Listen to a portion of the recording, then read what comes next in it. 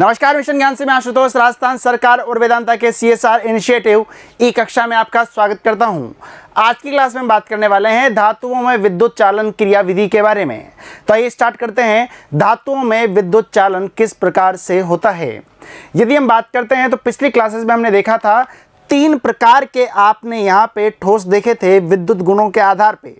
पहला आपने देखा था चालक क्या होते हैं, दूसरा कुचालक क्या होते हैं, विद्युत रोधी जिसे बोला जाता था, और तीसरा अर्धचालक क्या होते हैं।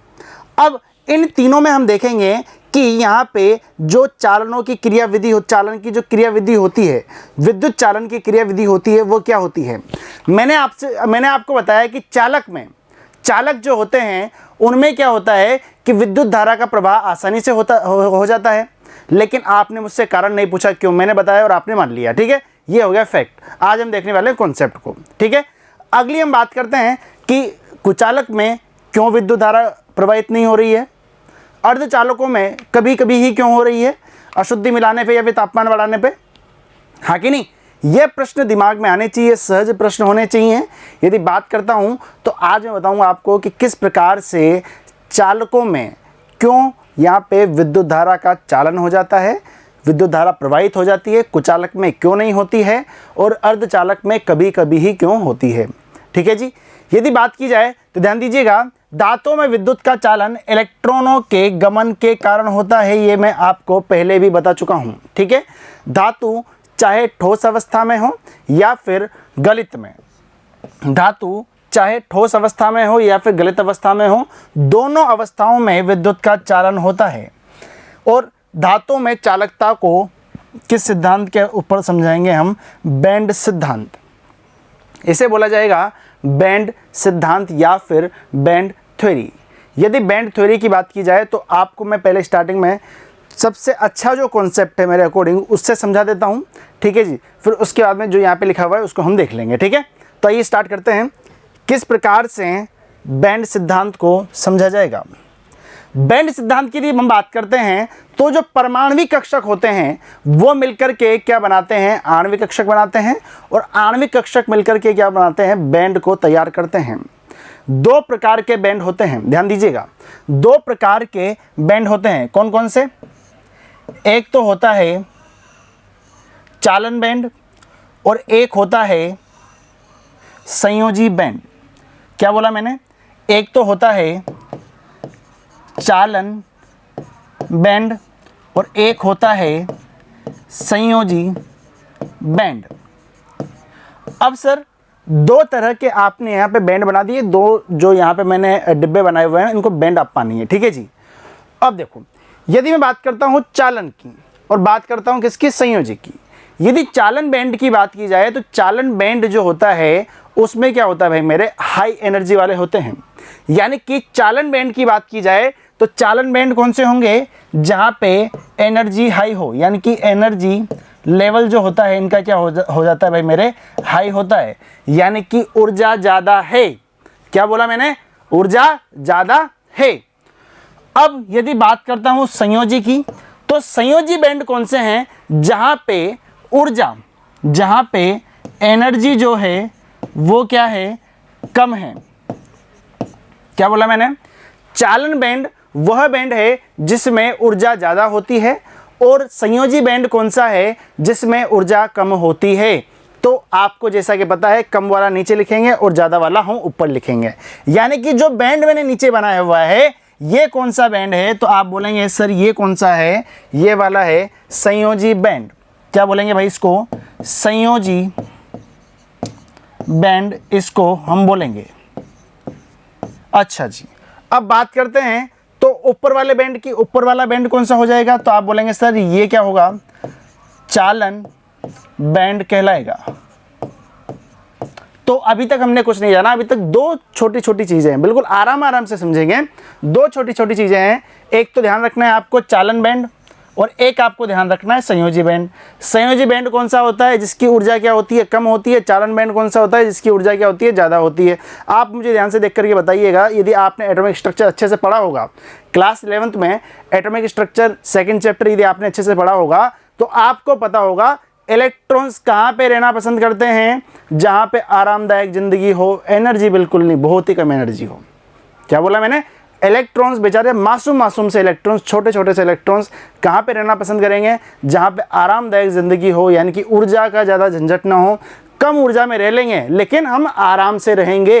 ये कौन कहते हैं? मासूम से इलेक्ट्रॉन्स बोलते हैं। ठीक है जी। तो इलेक्ट्रॉन्स कहाँ पे रहेंगे? तो आप बोलेंगे सर चालन बैंड में तो एनर्जी ज़्यादा है, लेकिन बात करते हैं किसकी? संयोजी बैंड की। तो संयोजी बैंड में तो भाई मेरे एनर्जी कम है, तो जितने भी इलेक्ट्रॉन्स होंगे वो कहाँ पे होंगे? संयोजी बैंड में ही रहेंगे। कहाँ पे रहते हैं? स्टार्टिंग में जो इलेक्ट्रॉन्स होते हैं वो संयोजी बैंड में ही रहते हैं। अब आपको यहाँ पे एक बात समझ में आ रही होगी कि सर चालन बैंड यहाँ लिखा है, संयोजी बैंड यहाँ लिखा हुआ है, बीच में जो ये अंतराल है, ये कौन सा अंतराल है? तो इसे बोला जाता है, इसे बोला जाएगा ऊर्जा अंतराल। ऊर्जा अंतराल इसे बोला जाएगा। इसे डिनोट किया जाता है डेल ई से। क्या बोला जाएगा इसको? ऊर्जा अंतराल बोला जाएगा, और डेल ई से इसको हम यहाँ पे रिप्रेजेंट करेंगे। तो फिर से आपको समझाता हूँ। दो बैंड हैं। क्या बोला मैंने? दो बैंड हैं, चालन बैंड और संयोजी बैंड। संयोजी बैंड कम ऊर्जा वाला, चालन बैंड ज़्यादा ऊर्जा वाला। इलेक्ट्रॉन मासूम से कहाँ पे रहना पसंद करेंगे? कम ऊर्जा में। कम ऊर्जा यानी कि बढ़िया स्थायित्व है। ठीक है जी। यानी कि यहाँ पे रहना पसंद करेंगे तो पूरे इलेक्ट्रॉन्स कहाँ पे रहेंगे भाई मेरे? संयोजी बैंड में ही रहेंगे। अब संयोजी बैंड और चालन बैंड के बीच में जो ये ऊर्जा अंतराल है उसे हम किससे रिप्रेजेंट करेंगे? डेल ई से उसको रिप्रेजेंट करेंगे। यानी कि जो ये पूरा का पूरा रहेगा ना, यही क्या होगा? बेस रहेगा हमारा बैंड थ्योरी का। अब बात करते हैं कि चालन की क्रियाविधि, विद्युत चालन की क्रियाविधि किस प्रकार से जो तीन चीज़ें हमने पढ़ी थी, चालक, अचालक और अर्धचालक, उनमें काम करती है। तो सबसे पहले हम बात करते हैं किसकी भाई मेरे? चालक की। सबसे पहले बात कर रहे हैं किसकी? चालक की। चालक को देखना, ध्यान से समझना। अब देखो, चालक की बात करें तो चालक में जो ये बैंड होते हैं वो किस प्रकार से होते हैं, इस चीज को ध्यान से समझो, है ना। ये जो है वो क्या है भाई मेरे? चालन बैंड। क्या है ये? चालन बैंड।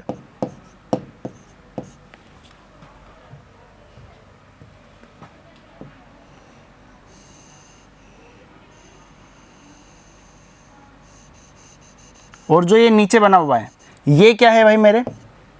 ये है संयोजी बैंड। क्या बोला मैंने? ये कौन सा बैंड है? संयोजी बैंड। अच्छा, ऊपर वाला कौन सा है? चालन बैंड। अच्छा, एक बात बताओ मुझे, यहाँ पे इलेक्ट्रॉन्स कहाँ पे रहना पसंद करते हैं? तो आप बोलेंगे सर संयोजी बैंड में। क्यों? क्योंकि सर एनर्जी यहाँ पे क्या होती है? कम होती है। चालन बैंड में तो बहुत ज़्यादा है, वहाँ तो बहुत किराया लगने वाला है रहने के लिए। ठीक है, यहाँ पे इलेक्ट्रॉन्स अफोर्ड कर सकते हैं। अब आप बोलेंगे सर आपने शायद डायग्राम गलत बना दिया। क्यों? क्योंकि सर जब पहले आपने डायग्राम बनाया था तो यहाँ पे कुछ ऊर्जा अंतराल दिया हुआ था। ठीक है, यहाँ पे तो ऊर्जा अंतराल है ही नहीं। बात बिल्कुल सही है, ऊर्जा अंतराल नहीं है। इसका मतलब यहाँ पे जो डेल ई रहेगा वो कितना हो जाएगा भाई मेरे? 0 हो जाएगा। जब ऊर्जा अंतराल है ही नहीं तो आप बोलेंगे सर ऊर्जा अंतराल नहीं है, तो इसका मतलब जो इलेक्ट्रॉन्स यहाँ पे बैठे हुए हैं ये इलेक्ट्रॉन्स आसानी से जा सकते हैं यहाँ पे। अरे बोलो, सही है? इलेक्ट्रॉन्स आसानी से यहाँ पे ऊपर जा सकते हैं, बिल्कुल जा सकते हैं। क्यों? क्योंकि उन्हें इतनी मेहनत नहीं करनी है संयोजी बैंड से चालन बैंड में जाने के लिए। ऊर्जा अंतराल 0 है, तो इसका मतलब क्या हो गया कि आराम से एक कदम रखेंगे उसमें तो वो कहाँ पहुँच जाएंगे? यहाँ पे चालन बैंड में पहुँच जाएंगे। और जैसा कि आपको पता है कि विद्युत धारा का चालन कब होता है? जब इलेक्ट्रॉन्स कहाँ पे जाएंगे? हाई एनर्जी स्टेट में जाएंगे। ठीक है जी, और वहाँ से वापस से नीचे गिरेंगे। तो आपको पता है फोटॉन्स की थ्योरी भी आपने पढ़ी होगी। ठीक है, स्थायित्व कम होता है, वापस नीचे आते हैं। तो पूरा का पूरा एक कॉन्सेप्ट है बड़ा वाला। ठीक है, अभी हमारा उद्देश्य क्या है कि जो इलेक्ट्रॉन्स होते हैं वो ऊपर चले गए। ठीक है, और मुक्त इलेक्ट्रॉन्स हैं तो इस प्रकार से क्या हो जाता है, यहाँ पे विद्युत धारा का चालन हो जाता है। क्यों? क्योंकि जो इलेक्ट्रॉन्स है वो कहाँ से कहाँ चले गए, संयोजी बैंड से चालन बैंड में ये चले गए हैं। क्या इतनी बात क्लियर है क्या? तो जो बैंड थ्योरी होती है, बैंड जो यहाँ पे रहता है वो किस प्रकार से होता है, यहाँ पे चालक के लिए इस प्रकार से होगा। आपको ये बात ध्यान रखनी है कि डेल ई बराबर कितना होगा, 0 होगा। इसलिए यहाँ पे ऊर्जा अंतराल बिल्कुल 0 नहीं है और ये एक दूसरे को अति व्यापित कर रहा है, ओवरलैप कर रहा है। पक्की बात है? बढ़े आगे, चलो जी। अगले हम बात करते हैं किसकी, अचालक की। अचालक, अचालक की यदि बात की जाए तो ध्यान दीजिएगा, दो बैंड बना रहा हूं मैं यहाँ पे। एक तो कौन सा है, चालन, और एक कौन सा है, संयोजी। अब तो रटाई में आ गया होगा, ठीक है, अब तो आपके रटने में ये आ गया होगा। एक है चालन बैंड और एक है संयोजी बैंड। फटाफट बताओ मुझे यहाँ पे ये क्या है, तो आप बोलेंगे जोर से, सर ये ऊर्जा अंतराल है डेल ई। ठीक है जी। अब हम बात किसकी कर रहे हैं, यहाँ पे अचालक की बात कर रहे हैं। अचालक के लिए जो डेल ई रहता है वो कितना होगा, 6 इलेक्ट्रॉन वोल्ट। कितना होगा भाई मेरे, 6 इलेक्ट्रॉन वोल्ट। अच्छा, संयोजी में क्या होगा, पूरे के पूरे इलेक्ट्रॉन्स रहेंगे यहाँ पे, ठीक है, क्योंकि एनर्जी कम है, क्योंकि इसकी एनर्जी कम है, किराया कम लगेगा इलेक्ट्रॉन्स के लिए। अब देखना, बात को ध्यान से समझना। जब हम बात कर रहे थे यहाँ पे कि विद्युत धारा प्रवाहित कब होगी, आपने बोला था सर जब संयोजी बैंड से ये इलेक्ट्रॉन जब चालन बैंड में जाएंगे तभी क्या होगा, विद्युत धारा का प्रवाह होगा। लेकिन मान लीजिए ये यदि जा ही नहीं पाए तो कैसे? सर यहाँ पे इलेक्ट्रॉन्स हैं, इलेक्ट्रॉन्स कूद के यहाँ पे चला गया, यहाँ पे चला गया, यहाँ पे चला गया, लेकिन जो ये 6 इलेक्ट्रॉन वोल्ट का जो यहाँ पे गैप आ रहा है बड़ा सा ऊर्जा का, उसको ये पार नहीं कर पाया। 6 इलेक्ट्रॉन वोल्ट बहुत ज़्यादा होता है किसके लिए, मासूम से इलेक्ट्रॉन्स के लिए। ठीक है, तो वो क्या होते हैं, जो इलेक्ट्रॉन्स यहाँ पर हैं वो इस 6 इलेक्ट्रॉन वोल्ट के दरिया को पार नहीं कर पाएंगे, यानी कि समुद्र बहुत बड़ा है ऊर्जा का, उसे ये लांग नहीं पाएंगे और इलेक्ट्रॉन्स यहीं पर रह जाएंगे। और इसी प्रकार से क्या होगा, इसमें विद्युत धारा प्रवाहित नहीं हो पाएगी। क्यों? क्योंकि जो इलेक्ट्रॉन्स हैं वो संयोजी बैंड से चालन बैंड में गमन ही नहीं कर पाए। पक्की बात है? ठीक है, आई बात समझ में? इसके पहले चालक में क्यों चले गए थे, क्योंकि ऊर्जा अंतराल कितना था, 0 इलेक्ट्रॉन वोल्ट था। इसमें कितना है, 6 इलेक्ट्रॉन वोल्ट। अब आगे हम बात करते हैं किसकी, अर्धचालकों की। यदि बात की जाए अर्धचालक की तो ध्यान दीजिएगा, अर्धचालक में क्या होगा, अर्धचालक, अर्धचालक की बात करें तो एक बैंड यहां पर है, एक बैंड यहां पर है। ठीक है जी। अब यदि बात की जाए, थोड़ा ये नीचे बन गया, इसको थोड़ा और ऊपर बना लेते हैं, थोड़ा और छोटा गैप दे देंगे, है ना, यहां पे कर लो। ये कौन सा है, तो प्यार से बोलो, चालन बैंड। ये कौन सा है, संयोजी बैंड। अच्छा जी, ये जो अंतराल यहाँ पे दिया हुआ है ये क्या है, ऊर्जा अंतराल। अब बात करते हैं अर्धचालक की।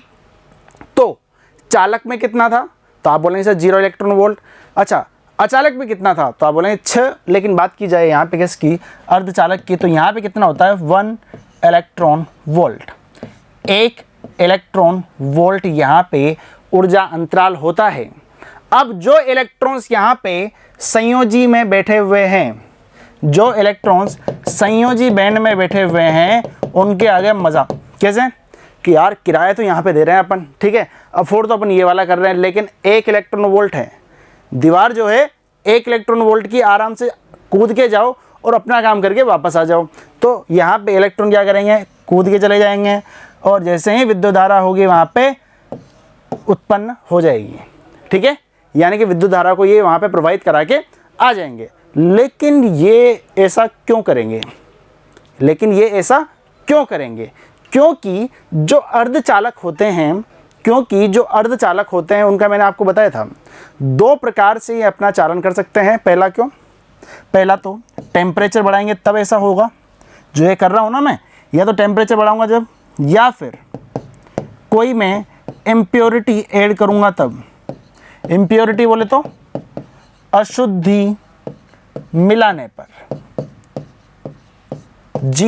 यदि हम बात करते हैं 0 केल्विन की, तो 0 केल्विन टेम्परेचर पे तो कोई दिक्कत वाली बात नहीं है, वहाँ पे तो चालकता जो रहेगी वो 0 रहेगी। लेकिन जैसे ही मैं यहाँ पे टेम्परेचर को बढ़ा देता हूँ तो जो चालकता रहेगी वो क्या हो जाएगी, बढ़ जाएगी। क्यों? क्योंकि इलेक्ट्रॉन्स के पास में अब क्या आ चुका है, गति आ चुकी है, गतिज ऊर्जा आ चुकी है। अब इलेक्ट्रॉन्स उड़ने लगेंगे, कहाँ से? संयोजी से चालन बैंड के पास में। ठीक है जी। तो इस प्रकार से क्या होता है, यहाँ पे तीनों जो हमने यहाँ पे धात्विक, चालक, अचालक और जो अर्धचालक पढ़े हैं, उनमें इस प्रकार से विद्युत चालन की क्रियाविधि होती है। ठीक है जी। तो ये जो मैंने आपको पूरा समझाया है, ठीक है, ये इस थ्योरी में वही चीज़ लिखी हुई है जो मैंने आपको अभी बोल के समझाया है। ठीक है, तो फिर भी एक बार देख लीजिए।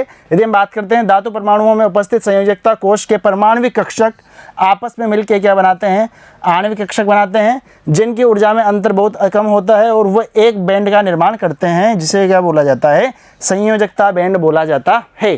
ठीक है, चलो भी आगे बढ़े। यदि संयोजकता बैंड पूरा भरा हुआ नहीं है अथवा एक उच्च ऊर्जा वाले रिक्त बैंड के साथ अतिव्यापन करता है तो विद्युत क्षेत्र में इलेक्ट्रॉन सरलता से इस बैंड में प्रवाहित हो सकते हैं। यह बैंड चालकता बैंड कहलाता है। अचालकों में चालकता बैंड और पूरित बैंड की ऊर्जाओं में अंतर अधिक होने के कारण इलेक्ट्रॉन उसमें जा नहीं सकते और यहाँ पे विद्युत का चालन नहीं हो सकता। वही बात मैंने आपको बताई है। ठीक है, कुछ अलग बात है नहीं।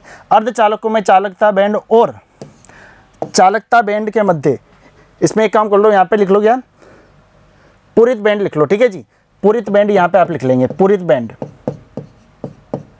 पूरित बैंड या फिर संयोजी बैंड आप उसे बोल सकते हैं। ठीक है, के मध्य अल्प ऊर्जा अंतर होता है। ठीक है, इसलिए यहाँ पे क्या होता है भाई मेरे, अल्प ऊर्जा अंतर होगा, इसलिए यहाँ पे क्या होगा भाई मेरे, अर्धचालकों में टेम्परेचर बढ़ाने पर ही यहाँ पे क्या होने वाला है, हमारा जो चालन है वो होने वाला है। ठीक है, तो यहाँ पे यदि शब्द इस तरह से दे रखे हो, पूरित बैंड दे दिया हो, चालकता बैंड दे दिया जाओ, तो उसमें कंफ्यूजन नहीं होना। ठीक है जी, कंफ्यूज बिल्कुल नहीं होना। आपको दो चीज़ें ध्यान रखनी है, एक तो चालन बैंड होता है और एक संयोजी बैंड होता है, यदि पूरित और अचालक चालक आपको समझ में नहीं आ रहे हैं तो। ठीक है, तो आप यदि जो मैंने यहाँ पे डायग्राम के थ्रू जो थ्योरी समझाई है उसको भी यदि आप लिखते हैं, वो भी काफ़ी यूँ मान के चलो बहुत ही ईजी लैंग्वेज की थ्योरी है, वो आप लिखेंगे तो ज़्यादा बढ़िया रहेगा। ठीक है जी, और उसी प्रकार से आप पूरे का पूरे जो डायग्राम्स हैं इनको वहाँ पे बना सकते हैं यदि आपके एग्जाम में क्वेश्चन आता है तो। ठीक है जी, तो मिलते हैं अगली वीडियो में। जुड़े रहिए मिशन ज्ञान के साथ में। धन्यवाद।